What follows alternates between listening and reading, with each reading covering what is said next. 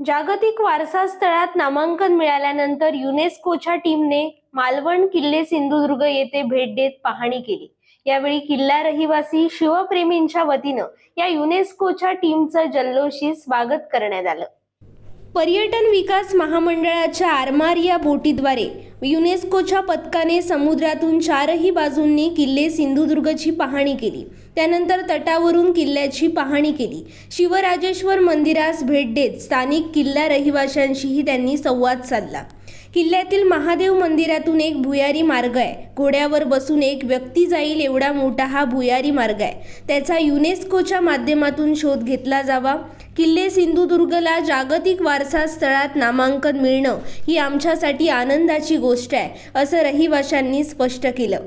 जागतिक वारसा स्थळात किल्ले सिंधुदुर्गला मानांकन मिळाल्याबद्दल किल्ला रहिवाशांनी समाधान व्यक्त केलं। किल्ल्याचा विकास करताना पारंपरिकता जपली जावी अशी अपेक्षाही व्यक्त करण्यात आली।